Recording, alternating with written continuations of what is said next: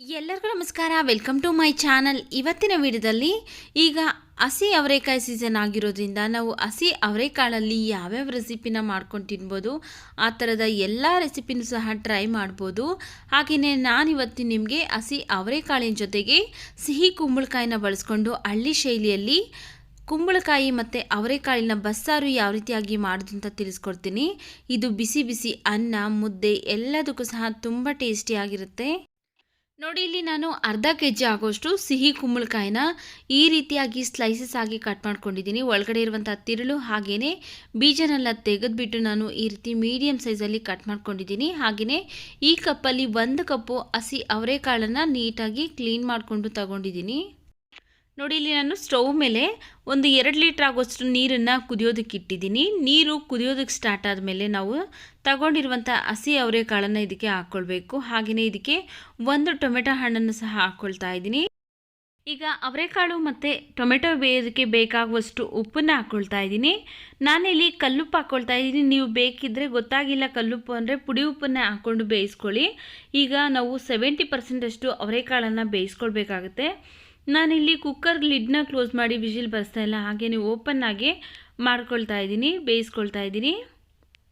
ನೋಡಿ, ಇಷ್ಟು ಬೆಂದರೆ ಸಾಕಾಗುತ್ತೆ. ಒಂದು 10 ನಿಮಿಷ ಬೇಯಿಸ್ಕೊಂಡ್ರೆ ಸಾಕಾಗುತ್ತೆ. ಈಗ ಇದಕ್ಕೆ ನಾವು ತಗೊಂಡಿರುವಂತಹ ಕುಂಬಳಕಾಯಿ ಪೀಸಸ್ನ ಹಾಕ್ಕೊಳ್ಬೇಕು. ಒಂದೇ ಸರಿ ನಾವು ಅವರೆಕಾಳಿನ ಜೊತೆಗೆ ಕುಂಬಳಕಾಯಿ ಹಾಕ್ಬಿಟ್ಟು ಬೇಯಿಸ್ಕೊಂಡ್ರೆ ಏನಾಗುತ್ತೆ ಅಂದರೆ ಕುಂಬಳಕಾಯಿ ಬೇಗ ಬೆಂದ್ಬಿಡುತ್ತೆ, ಅವರೆಕಾಳು ಬೇಯೋದಿಲ್ಲ. ಅದರಿಂದ ನಾವು 70% ಅವರೆಕಾಳನ್ನು ಬೇಯಿಸ್ಕೊಂಡು ಆನಂತರ ಕುಂಬಳಕಾಯಿನ ಹಾಕ್ಕೊಂಡು ಬೇಯಿಸ್ಕೊಳ್ಬೇಕಾಗತ್ತೆ. ನೋಡಿ, ಇಲ್ಲಿ ಕುಂಬಳಕಾಯಿ ಎಲ್ಲ ಚೆನ್ನಾಗಿ ಬೆಂದಿದೆ. ಒಂದು 5 ನಿಮಿಷ ಬೇಯಿಸ್ಕೊಂಡಿದ್ದೀನಿ ಅಷ್ಟೇ. ಅವರೆಕಾಳು ಅಷ್ಟೇ ಚೆನ್ನಾಗಿ ಬೆಂದಿದೆ. ಈಗ ಸ್ಟವ್ ಆಫ್ ಮಾಡಿಕೊಂಡು ಇದರಲ್ಲಿರುವಂಥ ನೀರನ್ನೆಲ್ಲ ನಾವು ಸಪ್ರೇಟ್ ಮಾಡ್ಕೊಳ್ಬೇಕಾಗತ್ತೆ. ಬಸ್ಸಾರು ಮಾಡೋದಕ್ಕೆ ಒಂದು ಸ್ವಲ್ಪ ನೀರನ್ನು ಜಾಸ್ತಿನೇ ಇಟ್ಕೊಂಡು ಬೇಯಿಸ್ಕೊಳ್ಬೇಕಾಗುತ್ತೆ. ಯಾಕಂದರೆ ಬಸ್ಸಾರಿಗೆ ನಾವು ಇದರ ಏನು ಬೇಯಿಸಿರ್ತೀರಲ್ಲ ಆ ನೀರಲ್ಲೇ ಸಾಂಬಾರು ಮಾಡಿದ್ರೇ ಚೆನ್ನಾಗಿರೋದು. ಬೇರೆ ನೀರನ್ನೆಲ್ಲ ಹಾಕ್ಬಿಟ್ರೆ ಅಷ್ಟೊಂದು ಟೇಸ್ಟಿಯಾಗಿರೋದಿಲ್ಲ. ಅದರಿಂದ ನಾವು ಅವರೆಕಾಳು ಅಥವಾ ಸೊಪ್ಪು ಯಾವುದೇ ಬಸ್ಸಾರನ್ನು ನಾವು ಬೇಯಿಸ್ಕೊಳ್ಬೇಕಾದ್ರೆ ಫಸ್ಟೇ ನಾವು ಸ್ವಲ್ಪ ನೀರನ್ನು ಜಾಸ್ತಿನೇ ಇಟ್ಕೊಂಡು ಬೇಯಿಸ್ಕೊಳ್ಬೇಕಾಗುತ್ತೆ. ನೋಡಿ, ಇಲ್ಲಿ ನಾನು ಬೇಯಿಸಿರುವಂಥ ಟೊಮೆಟೊ ಹಾಗೆಯೇ ಇಲ್ಲಿ ಸ್ವಲ್ಪ ಅವರೆಕಾಳನ್ನು ತೆಗೆದಿಟ್ಕೊಳ್ತಾ ಇದ್ದೀನಿ ಸಾಂಬಾರಿಗೆ ಮಸಾಲ ರುಬ್ಕೊಳ್ಳೋದಕ್ಕೋಸ್ಕರ. ಇದು ಬಿಸಿ ಇದೆ, ಇದನ್ನು ತಣ್ಣಗೆ ಮಾಡಿ ಇಟ್ಕೊಳ್ಬೇಕು.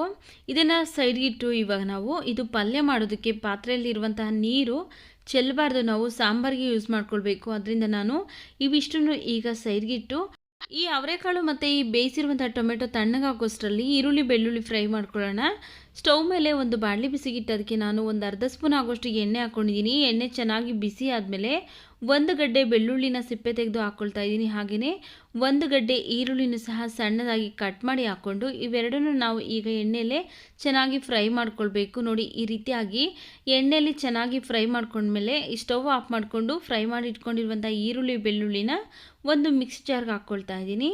ಆನಂತರ ಈಗ ಇದಕ್ಕೆ ನಾವು ಫಸ್ಟೇ ಏನು ತೆಗೆದಿಟ್ಕೊಂಡಿದ್ರಲ್ಲ ಅವರೆಕಾಳು ಮತ್ತು ಟೊಮೆಟೊ ಮಸಾಲೆ ರುಬ್ಕೊಳ್ಳೋದಕ್ಕೋಸ್ಕರ ಅದು ಕಂಪ್ಲೀಟಾಗಿ ತಣ್ಣಗಾದ್ಮೇಲೆ ಮಿಕ್ಸಿ ಜಾರ್ಗೆ ಹಾಕ್ಕೊಳ್ತಾ ಇದ್ದೀನಿ. ಈಗ ಇದಕ್ಕೆ ನಾವು ಒಂದು ಸ್ವಲ್ಪ ಕೊತ್ತಂಬರಿ ಸೊಪ್ಪು ಹಾಕ್ಕೊಳ್ಬೇಕು. ಹಾಗೆಯೇ ಇದಕ್ಕೆ ಖಾರಕ್ಕೆ ತಕ್ಕನಂಗೆ ನೋಡಿಕೊಂಡು ರೆಡ್ ಚಿಲ್ಲಿ ಪೌಡರ್ ಹಾಕ್ಕೊಳ್ಳಿ. ನಾನಿಲ್ಲಿ 1 ಸ್ಪೂನ್ ಹಾಕ್ಕೊಳ್ತಾ ಇದ್ದೀನಿ. ಹಾಗೆಯೇ 1.5 ಸ್ಪೂನ್ ಆಗೋಷ್ಟು ಸಾಂಬಾರು ಪೌಡರ್ ಹಾಕ್ಕೊಳ್ತಾ ಇದ್ದೀನಿ.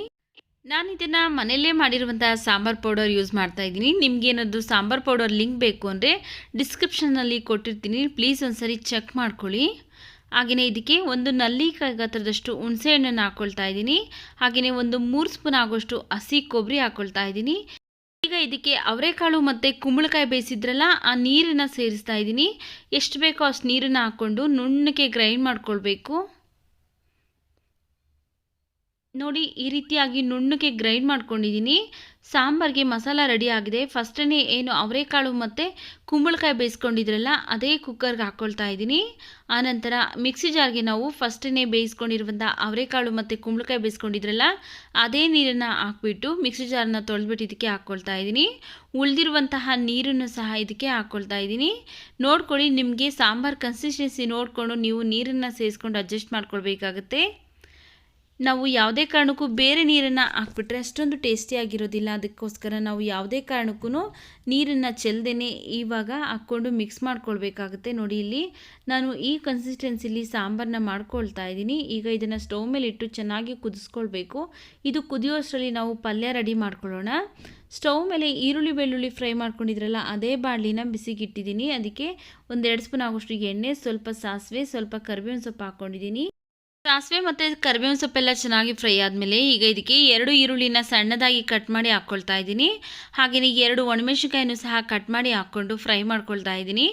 ಎಣ್ಣೆಯಲ್ಲೇ ಚೆನ್ನಾಗಿ ಫ್ರೈ ಮಾಡ್ಕೊಳ್ಬೇಕು. ನೋಡಿ ಈ ರೀತಿಯಾಗಿ ಎಣ್ಣೆಯಲ್ಲೇ ಚೆನ್ನಾಗಿ ಫ್ರೈ ಮಾಡ್ಕೊಂಡಾದಮೇಲೆ ಈಗ ಇದಕ್ಕೆ ನಾವು ಫಸ್ಟನೇ ಏನು ಪಲ್ಯಕ್ಕಂತ ಎತ್ತಿಟ್ಕೊಂಡಿದ್ರಲ್ಲ ಅವರೆಕಾಳು ಮತ್ತು ಕುಂಬಳಕಾಯಿ, ಬೇಯಿಸಿರುವಂಥ ಕುಂಬಳಕಾಯಿ, ಅದನ್ನು ಈಗ ಇದಕ್ಕೆ ಹಾಕ್ಕೊಳ್ತಾ ಇದ್ದೀನಿ. ಹಾಗೆ 1 ಸ್ಪೂನ್ ಆಗೋಷ್ಟು ಧನಿಯಾ ಪೌಡರ್ ಹಾಕ್ಕೊಳ್ತಾ ಇದ್ದೀನಿ. 1-2 ಸ್ಪೂನ್ ಆಗೋಷ್ಟು ಹಸಿ ಕಾಯಿ ತುರಿ ಹಾಕ್ಕೊಳ್ತಾ ಇದ್ದೀನಿ. ಸ್ವಲ್ಪ ಕೊತ್ತಂಬರಿ ಸೊಪ್ಪು ಹಾಕ್ಕೊಳ್ತಾ ಇದ್ದೀನಿ. ನೀವು ಬೇಕು ಅಂದರೆ ಧನಿಯಾ ಪೌಡರ್ನ ಹಾಕ್ಕೊಳ್ಳಿ, ಬೇಡ ಅಂದರೆ ಸ್ಕಿಪ್ ಮಾಡ್ಕೊಳ್ಳಿ. ನಿಮ್ಮ ಹತ್ರ ಗುರೆಳ್ ಪುಡಿ ಅಥವಾ ಹುಚ್ಚೆಳ್ ಪೌಡರ್ ಅಂತಾರಲ್ಲ ಅದನ್ನು ಹಾಕಿದ್ರೆ ಇನ್ನೂ ಟೇಸ್ಟಿಯಾಗಿರುತ್ತೆ. ನಮಗೆ ಹುಚ್ಚೆಳ್ ಪೌಡರ್ ಸಿಗೋದಿಲ್ಲ, ಅದರಿಂದ ನಾನಿಲ್ಲಿ ಧನಿಯಾ ಪೌಡರ್ ಹಾಕ್ಕೊಳ್ತಾ ಇದ್ದೀನಿ. ನಿಮಗೆ ಧನಿಯಾ ಪೌಡರ್ ಬೇಡ ಅಂದರೆ ಸ್ಕಿಪ್ ಮಾಡಿಕೊಂಡು ಹಾಗೇ ಮಾಡ್ಕೊಳ್ಬೋದು. ನೋಡಿ ಇವಿಷ್ಟನ್ನು ಈಗ ನಾವು ಚೆನ್ನಾಗಿ ಮಿಕ್ಸ್ ಮಾಡ್ಕೊಂಡಾದಮೇಲೆ ಬಸ್ಸಾರಿನ ಪಲ್ಯ ರೆಡಿ ಆಗಿದೆ. ಇದನ್ನು ಸೈಡ್ಗೆ ಇಟ್ಕೊಂಡು ನೋಡಿ ಇಲ್ಲಿ ಸಾಂಬಾರು ಒಂದು 3-4 ನಿಮಿಷ ಆಗಿದೆ, ಚೆನ್ನಾಗಿ ಕುದೀತಾ ಇದೆ. ಈಗ ಬಸ್ಸಾರು ರೆಡಿಯಾಗಿದೆ.